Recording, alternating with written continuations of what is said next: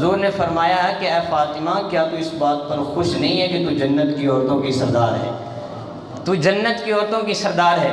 اور حضرت جمیع بن عمیر رضی اللہ تعالی عنہ آپ فرماتے ہیں کہ میں نے حضرت ام المومنین عائشہ صدیقہ رضی اللہ عنہ سے پوچھا کہ حضور علیہ السلام کو سب سے زیادہ محبوب کون تھا؟ تو حضرت عائشہ فرماتی ہیں کہ حضور کو سب سے زیادہ محبوب عورتوں میں سے حضرت فاطمہ تھی۔ آپ نے کہا کہ مردوں میں سے کون تھا؟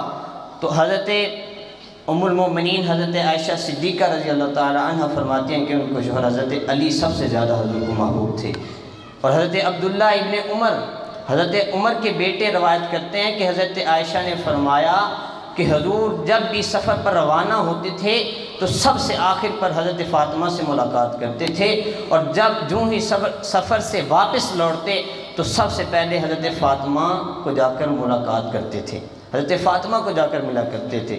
اور دوسری روایت کے مطابق آپ فرماتی ہیں کہ جب حضور علیہ السلام کے پاس حضرت فاطمہ تشریف لاتی تو حضور کھڑے ہو جاتے بیٹی کے احترام میں، اب بوسہ دیتے اور بوسہ دے کر اپنی جگہ پر محبت کے ساتھ بٹھا دیتے۔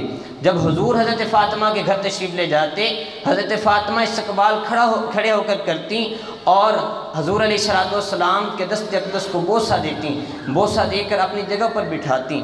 ان تمام احادیث سے ہم سب ہمیں معلوم ہوا کہ حضرت فاطمہ جنت کی عورتوں کی سردار ہیں، اور حضرت فاطمہ وہ ہیں کہ حضور سفر پر جائیں تو آخر پر ان سے ملاقات کریں، اور جب سفر سے آئیں تو سب سے پہلے اپنی زیارت اپنی بیٹی کو آ کر کروائیں۔ حضرت فاطمہ سے حضور فرماتے ہیں کہ حضرت فاطمہ کے ناراض ہونے سے رب ناراض ہوتا ہے، فاطمہ کے راضی ہونے سے رب راضی ہو جاتا ہے۔ اور حضور نے فرمایا کہ فاطمہ میری جگر کا ٹکڑا ہے، جس نے فاطمہ کو راضی کیا اس نے مجھ کو راضی کیا۔ تو اس سے معلوم یہ ہوا کہ اگر ہم حضرت فاطمہ کو راضی کریں گے، اگر ہم کس طرح راضی کریں گے؟ اپنی عورتوں کو پردیدار بنا کر، اپنے اہل بیت نے جو ہمیں سبق دیے ہیں ان سبق پر عمل کر کے ہم حضرت فاطمہ کو راضی کریں گے۔ جب حضرت فاطمہ راضی ہو جائیں گے پھر حضور راضی ہو جائیں گے، جب حضور راضی ہو گیا تو خدا راضی ہو گیا۔